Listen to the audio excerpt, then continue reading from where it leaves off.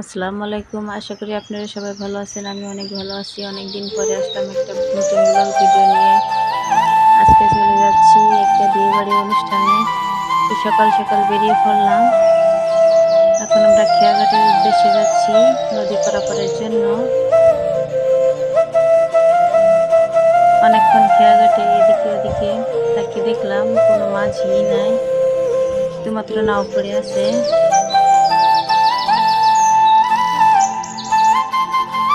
তারপরে দেখলাম এই নৌকাটাও চলে গেল। 2-3 ঘন্টা অপেক্ষা করার পরেও কোনো নৌকা দেখা পেলাম না। তারপরে কিছুক্ষণ বসে খাওয়া দাওয়া করে জিরিয়ে তারপরে দেখলাম একটা নৌকা এসেছে ঘাটে। তো আর দেরি না করে তাড়াতাড়ি নৌকায় উঠে পড়লাম নদী পারাপারের জন্য।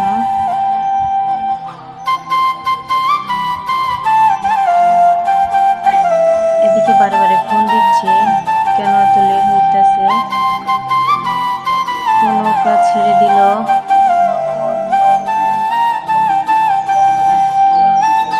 তো এই মুহূর্তে নদীর এপারে চলে আসলাম।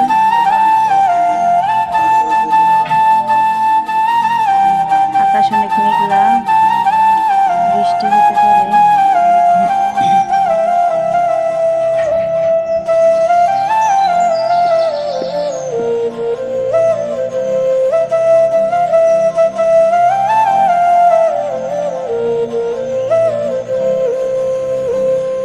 তো শেষমেশ নেমেই পড়লাম।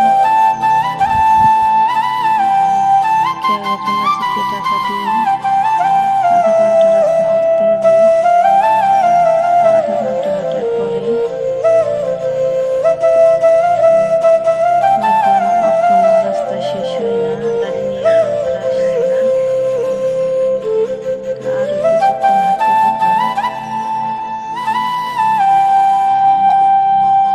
কিছুক্ষণ পরে দেখলাম তারা গাড়ি নিয়ে চলে আসছে। তাদের করে গাড়িতে উঠে পড়লাম।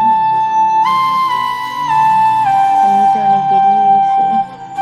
বাসায় আসার পরে এখন বিশ্রাম করে বিয়ে বাড়িতে গেলাম।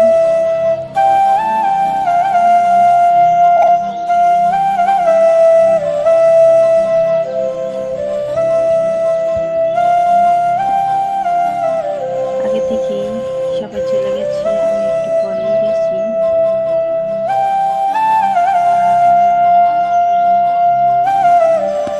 পাশাপাশি বিয়ে হচ্ছে, আত্মীয়ের ভিতরে এই যে দেখা যাচ্ছে বিয়ের গেট। এই যে আমাদের বর সাহেব।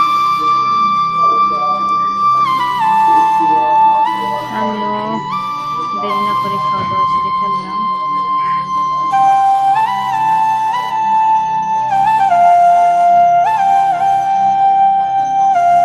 খাওয়া শেষে বাসা যাইতে রাত হয়ে গেছে আসতে।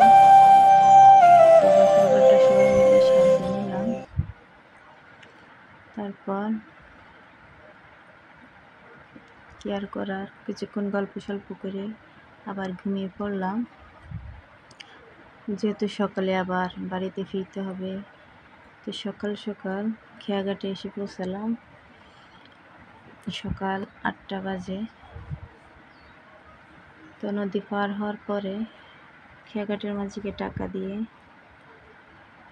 আবার বাড়ির পথে যেতে হবে। তো খেয়াঘাটের মাঝিকে টাকা দিতে দেখি খুচরা কোনো টাকা নাই। তো দাদুকে বললাম টাকা খুচরা করে দিতে।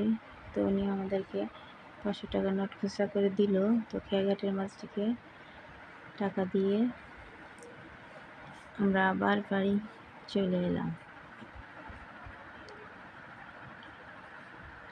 ভিডিওটা এখানে শেষ করছি। আল্লাহ হাফেজ।